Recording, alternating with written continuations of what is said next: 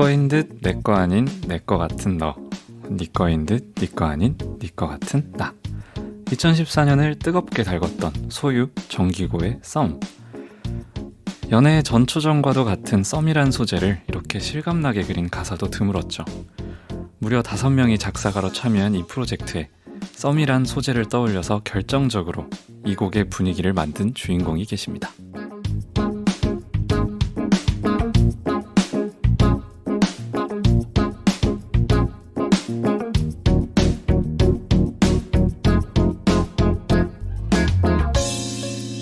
안녕하세요. 싱어송라이터 홍이삭입니다. 홍이삭의 이삭줍기, 작사가 되는 법. 오늘은 또 지난 시간에 이어서 작사가 민현재님 모시고 얘기를 나눠볼 텐데요. 지난 시간엔 발라드 곡에 대한 얘기도 좀 많이 했고, 그리고 그 곡을 어떻게 썼는지, 또 그 작사가님만의 철학, 또 이렇게 얘기를 들으면서 가사에 대해서 좀 알아봤습니다. 뭐 이런 얘기도 좀 더 할 것 같고, 또 이번 시간에는 또 음악엔 장르가 다양하죠. 그래서 발라드뿐만 아니라 아이돌 음악, 노랫말엔 또 뭔가 특별한 것이 있는지 이런 주제로 좀 구체적으로 해볼까 하는데, 네, 안녕하세요. 네. 안녕하세요. 네, 지난번에는 사실 뭐 단순히 발라드다라고 얘기하기보다는 좀 전반적인 가사에 대한 얘기를 좀 했었죠. 조금 더 디테일하게 초반에 한 첫 5, 6년까지는 거의 발라드 위주로 좀 네네. 하셨던 것 같아요. 그죠? 맞아요. 그러고 나서 이제 점차 조금씩 이제 아이돌 음악과 이런 것들에 이제 좀 손을 뻗치게 되고 기회들이 있으셨던 것 같은데, 네네. 이제 저의 좀 이렇게 편견을 좀 깨주셔야 되는 게 있습니다. 이게 뭐냐면, 제가 노래 부르는 걸 너무 좋아하는데, 이제 느린 곡은 사실 가사가 조금 이제 멜로디랑 어울리거나 이런 아리까리 해도 좀 이렇게 노래와 이런 걸로 좀 이렇게 해결을 할 수가 있는 것 같아요. 네네. 근데 아이돌 음악은 안 그런 것 같거든요, 사실. 어떻게 생각하세요? 이렇게 왜냐면 느린 곡은 좀 뭔가 이렇게 가사가나 이런 것이 좀 어색해도 그거를 좀 이렇게 어떻게 포장이 되는 느낌이 좀 있었거든요, 저는. 근데 아이돌 음악처럼 뭔가 딱 라임과 모음이 정확하게 가야 되고 이런 경우는 좀 다른 느낌이었는데 어떤 장르적인 차이가 좀 있을까요? 장르적인 차이가 제가 쓸 때 이제 가장 큰 차이를 보는 거는 결국에는 뭔가 발라드는 좀 느리고 좀 이렇게 그 감정의 흐름이 있기 때문에 그거에 맞춰서 좀 잘 이게 뭔가 흘러가야 된다라는 거가, 그러니까 그 멜로디와 그 코드의 흐름을 되게 잘 반영을 해야 된다, 그 감정을. 그게 제일 중요하다고 생각을 하고, 그리고 댄스는 좀 빠른 아이돌 음악 같은 경우는 그냥 키워드에 대한 거를 제일 많이 생각을 해요. 그래서 뭔가 그게 스토리적으로 뭔가 다양한 거를 집어넣으려고 하다 보면 오히려 그게 빠르기 때문에 더 복잡해서 잘 안 들리더라고요. 그래서 키워드를 하나를 정해서 그냥 그 키워드에서 뻗쳐나갈 수 있는 라인들을 어떻게 잘 나열을 하느냐, 그리고 빠른 곡들을 좀 딕션 같은 것들 좀 많이 끝처리들 좀 많이 신경 쓰려고 하고. 그렇군요. 됩니다. 기본적인 어떻게 보면은 바라보는 틀이 좀 다르네요. 곡 분위기에 맞춰서 포인트가 좀 다른 느낌이 확실히 있네요. 맞아요. 그죠? 그게 봐야 하는 중점된 포인트라 해야 될까요? 그죠? 왜냐면 보통 사람들이 발라드를 들었을 때 바라는 기대치와 또 댄스곡이나 빠른 곡을 들었을 때 기대치가 좀 다른. 그렇네요. 제가 말하면서 정리하는데 신기하네요.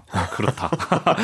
앞으로 그렇게 생각하면서 좀 써봐야 되지 않나라는 생각이 좀 드는데. 그러니까 이런 거 같아요. 그러니까 가사가 보통 이제 가사를 글이라고 생각하는 사람들이 많잖아요. 가사는 글이라고 생각하는 사람들이 많은데 사실은 가사는 이제 음악에 가깝다라고 생각을 하고 주변에서도 그런 말들을 많이 하고 저도 더 그런 이야기를 하려고 하거든요. 그러니까 가사 그냥 글 쓰는 사람이 아니라 나도 같이 작곡가분들, 연주자분들, 가수분들과 함께 나 음악하는 사람이야 라고 하는 게 글로만 있었을 때는 사실은 가사는 생명력이 없잖아요. 그러다 보니까 뭔가 이 멜로디를 결국에는 어떻게 이제 같이 얹어지느냐인데, 댄스곡은 빨리 지나가잖아요. 그러니까 예를 들면 가사가 얹어지는 게 멜로디라고 보면 그 멜로디가 빨리 지나가기 때문에 거기에다가 막 구체적인 내용을 넣고 하려다 보면은 그거는 나의 욕심이지 듣는 사람들은 이게 무슨 얘기하라고 캐치가 안 되는 거죠. 그리고 오히려 발라드는 멜로디 하나하나씩 곱씹다 보니까 그거를 조금 더 구체적으로 내가 좀 뭔가 이걸 얹어볼 수 있는 그런 여지가 좀 더 생기는 것 같고요. 음악적이란 말이 진짜 동의합니다. 저도 저의 편견을 한번 깼던 게, 그 윤종신 님이 너튜브에서 그런 얘기를 하셨어요. 그러니까 보통 저희가 뭐 시적이다, 뭐 시를 음악으로 하면 안 된다, 뭐 가사가 시다, 뭐 이런 얘기를 하는데, 가사랑 시는 또 다르고 네. 가사랑 글은 또 다르고 네. 진짜 음악의 어떤 영역인 것 같아요. 진짜 딱 봤을 맞아요. 때는.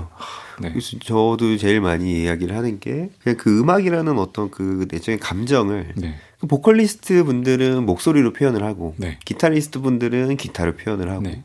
또 뭐 사운드 엔지니어 분들은 뭔가 그런 어떤 믹싱이나 이런 거를 통해 네. 사운드 메이킹을 통해서 표현을 하듯이 그냥 글이라는 거는 그냥 툴일 뿐이다. 우리가 뭐 네. 포토샵이나 이런 걸 하듯이 그냥 툴일 뿐인 거고 우리도 결국에는 그 음악이라는 감정을 뭔가 글을 통해 가지고 표현하는 사람이다라고 세뇌를 시키려고 하죠. 그렇군요. 네. 여러분 세뇌가 잘 돼야 된답니다. 상업적인 가사를.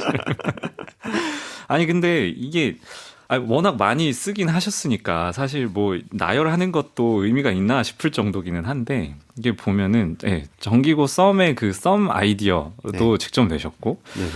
뭐 달샵에서 있기 없기 원어원의 활활 마마무의 미스터 엠메모호 미스의 허씨 뭐 이렇게 쭉 있습니다. 네.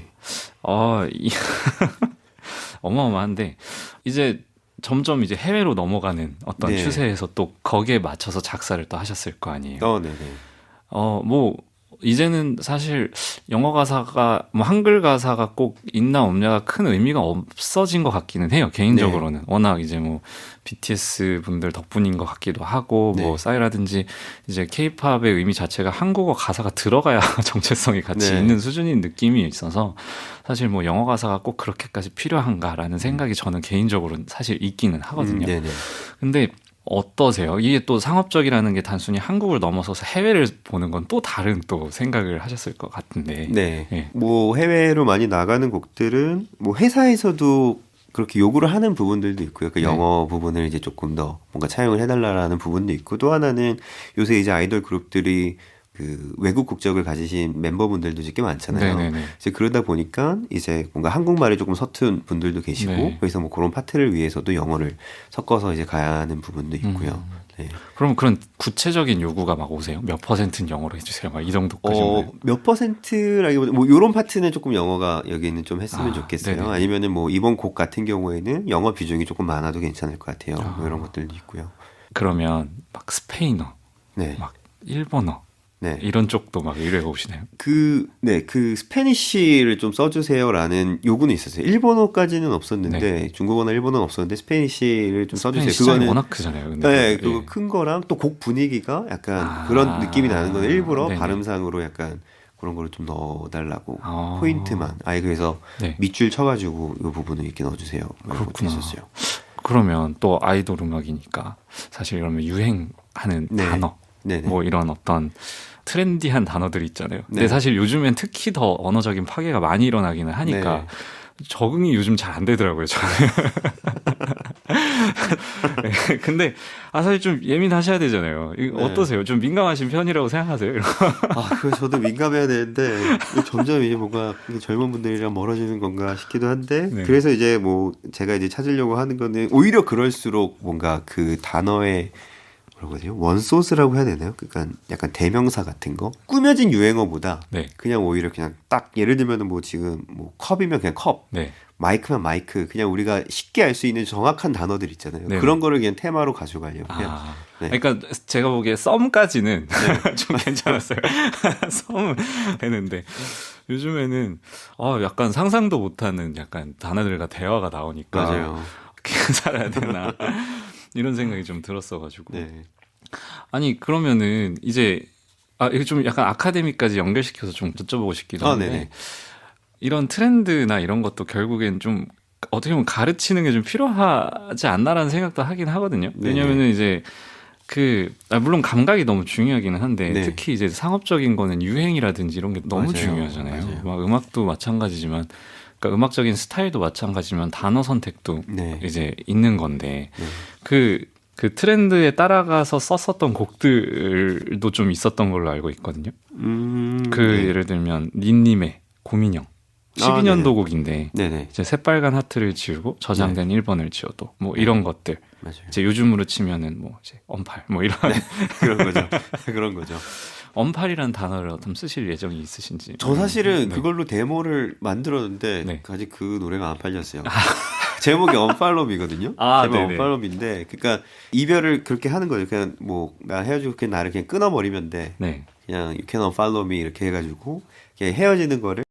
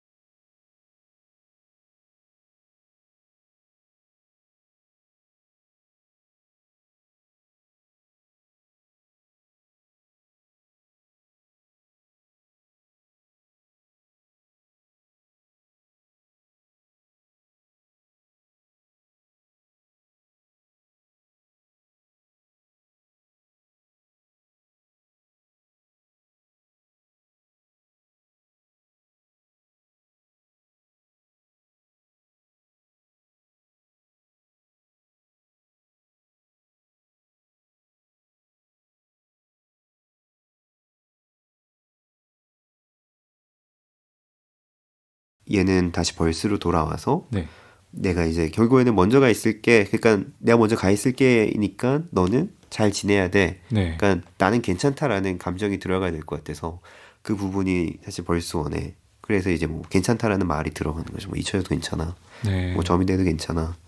그냥 너는 뭐 행복했으면 좋겠다 이런 감정을 한 거였고요. 그리고 이제 얘 같은 경우에는 편곡이 마지막 코러스에서 이제 드라마틱하게 아까 말씀하신 전조랑 뭐 이런 것들이 돼서 얘는 의도적으로 약간 그래도 끝에는 네.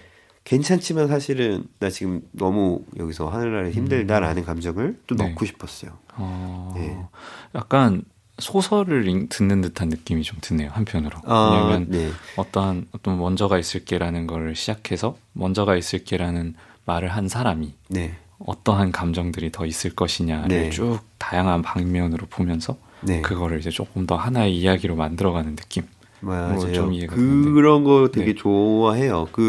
그래서 예전에 그 케일 노래 작업한 것 중에 시간은 거꾸로 흐른다라는 네. 노래가 있어요. 그 노래 또 되게 재밌게 작업한 게 일부러 약간 그런 짧은 소설이나 이런 네. 거를 보듯이 구성을 하고 싶었어요. 그래서 네네.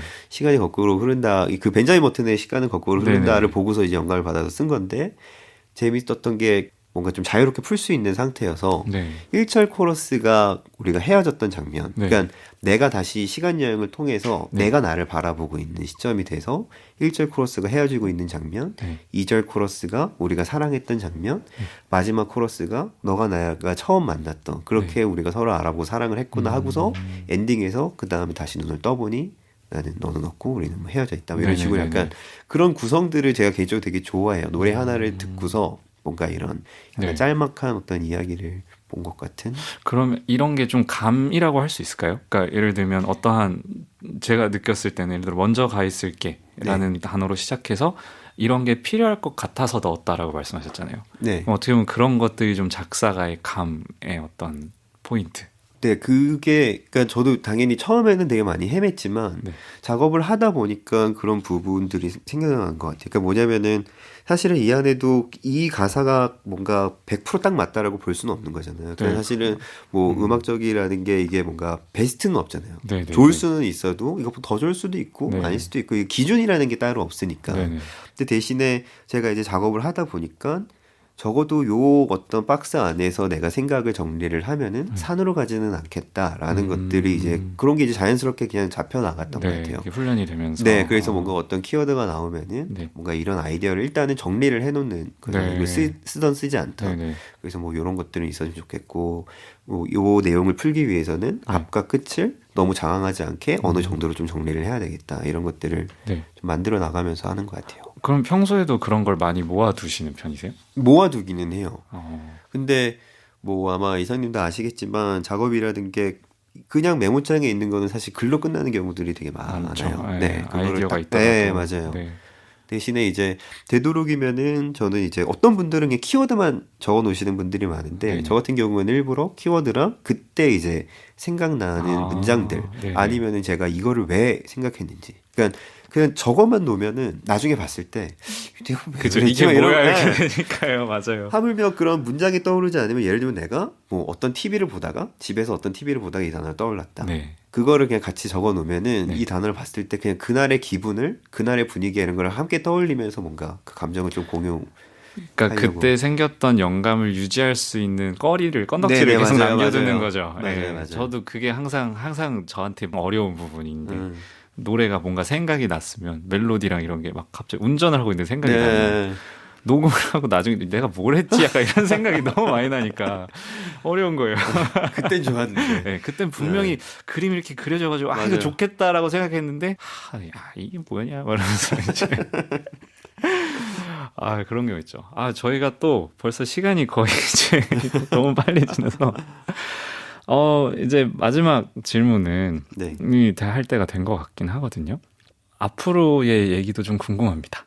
그러니까 뭐 지금 너무나 진짜 멋있는 낭만적인 커리어를 또 이렇게 살고 계시고 그리고 그 이후엔 프로듀서부터 해서 이제 아카데미까지 어떠한 일들을 점점 또 더 큰 일들을 하고 계신데 어떠세요? 뭐 이런 뻔한 얘기 질문 좀 그렇지만 뭐 한 20년 후에 어떤 사람이고 싶다 아니면 앞으로 어떤 길이고 싶다에 대한 바람 이런 거라도 좀 듣고 싶어서. 일단은 작가로서는 나중에 뭐 10년, 20년이 지나도 그래도 누군가는 다시 한번 꺼내 들을 수 있는 그런 노래들이 있었으면 좋겠다. 그렇게 남기고 싶다라는 게 항상 목표고요. 그리고 어쨌건 작가로서 활동할 수 있는 기간이라는 게 물론 뭐 계속 할 수 있겠지만 점점 기회가 줄어든다라는 거는 저는 인정을 하거든요. 받아들일 수 있다라는 생각을 하면서 대신에 저는 그러면서 더 생각을 하는 게 좋은 후배들을 양성을 하고 싶어요. 그래서 제가 음악을 처음에 시작했을 때 뭔가 그런 게 없었거든요. 뭐 책도 사실은 거의 없었고 그렇게 뭐 가르쳐 주는 데도 없었고 다행히 저는 운이 좋아서 윤민수 님이라는 분을 만나서 같이 음악을 하게 됐지만 사실 그때도 그냥 우리가 좋으면 좋은 거고 뭔가 아니면 아닌 거고 그냥 어떤 그런 커다란 기준을 만들기가 되게 애매했어요. 근데 이제 제가 이런 뭔가 작업들을 많이 하면서 뭔가 어떤 제 나름대로의 노하우와 그런 기준들을 만들게 됐고 이거를 통해서 뭔가 제가 받지 못했던 거를 후배들에게 나눠줄 수 있다라면은 되게 그것도 의미 있는 뭔가 나의 어떤 후반 시간이 되겠다. 작사가로서 그런 생각을 하면서 노력하고 싶습니다. 책은 안 쓰시나요? 은근히 요즘 작사법 해서 책을 많이 쓰시던데 주변에서. 어렵더라고요. 그리고 제가 약간 부지런하지 못해서 사실은 출판사에서도 한번 해보자라고 해가지고 했었는데 시작을 못하겠다. 그래도 뭐 나오면 제 생각에는 많은 분들이 사시잖아요. 아닙니다. 저도 살 거거든요. 감사합니다. 진짜 이게 너무 귀한 시간이었던 것 같아요. 지난 시간이랑 이번 시간 해가지고 어디서도 들을 수 없는 얘기들을 좀 들은 것 같아서 사실 저는 약간 보물창고에서 저 혼자 이 보물을 누리는 듯한 느낌을 좀 가져서 너무 즐거웠고 너무 감사합니다. 제가 너무 편안하게 해주셔서 제가 사실은 지금 다시 지나고 나니까 제가 어떤 얘기를 했는지 잘 사신 가득한 방송 영업기밀 다 이렇게 까버리셨으니까 다시 들으시면서 이걸 너무 많이 했나 뭐 하실 수도 있겠지만 감사합니다. 아무튼 다음에 또 기회 되면 또 이런 얘기 더 나눌 수 있었으면 좋겠고요. 저도 기다리고 있겠습니다. 감사합니다. 지금까지 작사가 민현재 씨였습니다.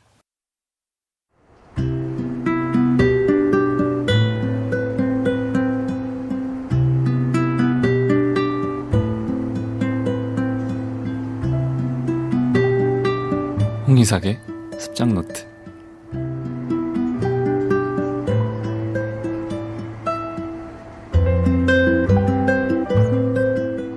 (2020년 3월 3일) 노래를 부를 때, 물건을 살 때, 옷을 입을 때, 내 손으로 무언가를 쥐어볼 때, 사랑을 할 때, 미워할 때, 거짓말을 할 때, 칭찬을 할 때, 격려를 해줄 때 나는 그 대상들을 담을 만한 그릇인가를 생각해 본다. 그래서 온전히 그것들을 누리고 행복할 수 있는가를 생각해 본다. 가끔은 참 벅차다. 자격이 있는가 싶기도 하고 위로를 바라지도 않는다. 그래서 남에게 방해가 되지 않고 가까이 함께 일하는 사람들에게 실망시키고 싶지 않을 뿐이다.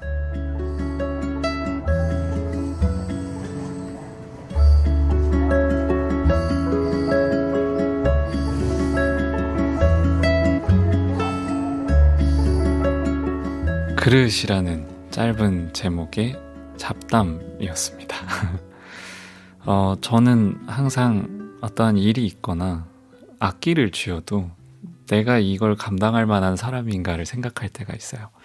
특히 기타 칠 때도 뭐 기타도 좋은 기타가 있고 비싼 기타가 있고 막 하잖아요.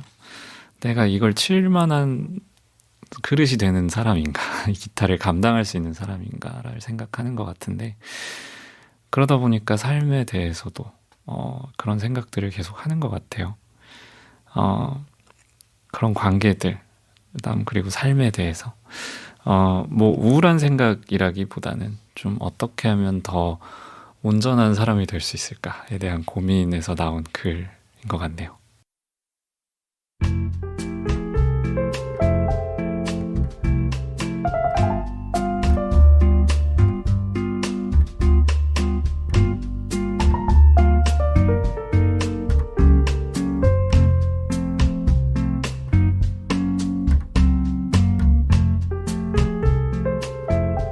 홍이삭의 이삭줍기 작사가 되는 법 어느새 마칠 시간입니다. 작사가 민현재님 모시고 2시간에 걸쳐서 얘기를 나눴는데요. 이 정도로 디테일하게 질문을 해도 됐나, 그리고 이런 걸 다 이렇게까지 편하게 얘기해 주셨어도 됐나 싶을 정도로 너무 좋은 얘기들, 필요한 얘기들, 작사를 위해서 필요한 얘기들을 들은 것 같아서 저는 너무 배가 부릅니다 지금. 너무 좋네요. 책으로 이걸 모아가지고 내고 싶을 정도로 다양한 분들의 얘기들과 이렇게 계속 듣고 계신데요. 다음 시간에 모실 손님도 또 너무 재밌을 것 같습니다. 기대해 주시고요. 다음 시간에 뵐게요. 홍이삭의 이삭줍기.